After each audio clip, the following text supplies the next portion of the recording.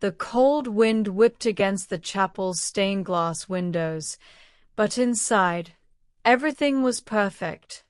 On the surface, at least. Ivory petals lined the aisle. The scent of roses mingled with incense, and dozens of eyes turned towards the bride as she stepped in, her white dress whispering against the stone floor.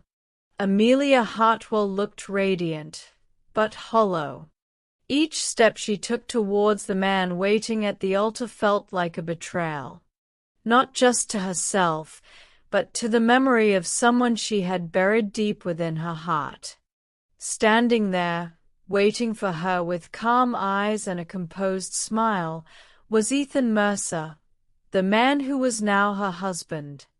A successful barrister from a well-established London family.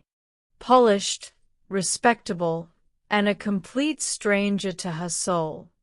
As the vicar's voice droned through the vows, Amelia heard herself say, "I do," but the words tasted like ash.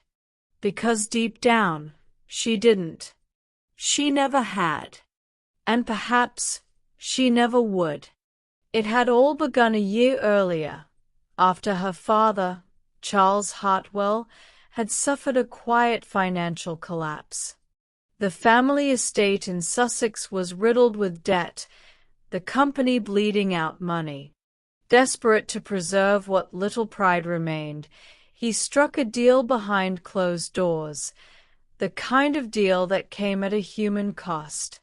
Ethan, the youngest son of the powerful Mercer family, needed a bride. And Charles needed money. The arrangement was sealed with fine Scotch and firmer handshakes. Amelia had been told, not asked. She remembered the night clearly. Her father had entered her room with guilt written across his face, holding out an envelope of documents with shaking hands. "Please, Amelia, it's not just about us. It's the staff, the estate, your mother's care. This will save everything." She'd wanted to scream, to run, but she didn't, because Amelia had always been the obedient daughter, the one who kept the family together when it was crumbling, the one who gave up art school in Paris, the one who had never stopped loving Elijah Turner, the boy with ink-stained hands and laughter in his eyes. The one who made her feel alive in ways words could never capture. He had been her secret, her rebellion, her everything. They'd met in university. He was a literature student from Bristol. She was studying political science. They spent nights under stars, whispering poetry and dreams, building a world of someday. They planned to travel, to move to the coast, to live simply and freely. But when her father discovered their relationship, everything collapsed. Elijah was deemed unsuitable, poor, unrefined, and Amelia, bound by loyalty and fear, ended it without a word. She disappeared from his life like smoke, no calls, no letters, just silence. He never knew why. Married life with Ethan was pleasant, in the way one might describe white walls or cold tea. He was never cruel. He was polite, gentle, even. He kissed her cheek in the morning, left flowers in the hallway, and never raised his voice. But there was no fire, no passion, just a quiet vacancy that lingered in every room. Amelia tried. She hosted dinners, smiled for photos, played a part in the Mercer image. But every time she closed her eyes, she saw Elijah and the life she had thrown away. One evening, 6 months into their marriage, she found herself wandering into the city alone. It was raining. She didn't know where she was going until she found herself standing outside a small bookshop in Camden. It had a cracked window and flickering light above the door. She pushed it open, more out of instinct than thought. And there he was. Elijah. Older, sharper around the edges, but still unmistakably him. His eyes widened when he saw her.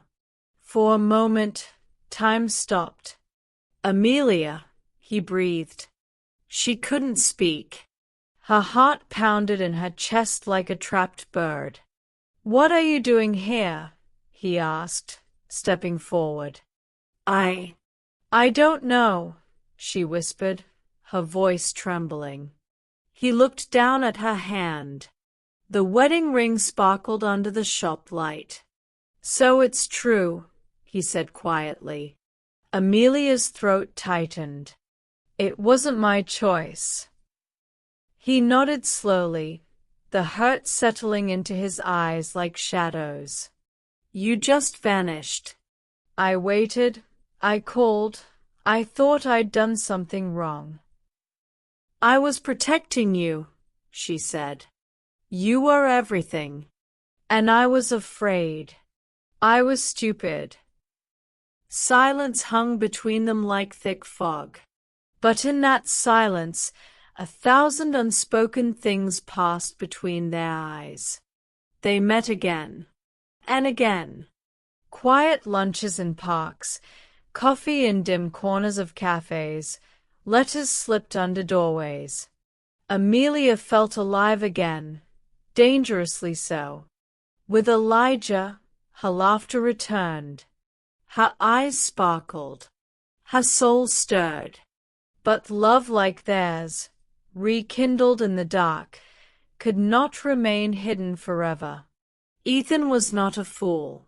He noticed the changes, the missed dinners, the distant eyes, the secret smiles when she thought no one was looking. One night, as she returned home late, soaked from rain and flushed from guilt, he was waiting for her in the drawing room. "Who is he?" he asked, his voice low, calm. Amelia froze. Her breath caught in her throat. "Don't lie to me, Amelia. Please. Just tell me." She didn't speak. Her silence answered everything. Ethan sat down, pressing his fingers to his temples. "Was it ever real? Any of it?" "No," she said, her voice trembling. "It was never real. I'm sorry." And just like that, the facade crumbled. The next morning, Ethan was gone. No argument, no confrontation, just a note on the kitchen table. "I'll speak to my family. We'll make this quiet. You don't have to stay in this prison anymore." Amelia stood in the kitchen for a long time, the note shaking in her hands. She had expected anger, perhaps betrayal, but not kindness. For the first time since the wedding, she cried. Not because she'd lost something, but because Ethan had never had anything to begin with. Weeks passed. The divorce was quiet, as promised. The Mercers swept it under the rug, citing irreconcilable differences. Amelia returned to Sussex, where the estate had already been sold. Her father, now in failing health, looked at her with both pride and regret. "You were brave," he said softly, "and I'm sorry I ever put you in that position." But Amelia was no longer the same girl. The world had cracked her open, and in the breaking, she had found herself. Months later, on a gray afternoon, she stood outside that little bookshop in Camden once more. Elijah opened the door with a smile. "Didn't think I'd see you again," he said. "I had to figure out who I was," she replied. And I'm still figuring it out. But I know one thing. She stepped closer, her hand brushing his. This time, I'm not running. He smiled, the kind of smile that reached his soul. Then don't. If this story touched your heart, don't forget to like, share, and subscribe for more emotional tales of real life, love, and learning.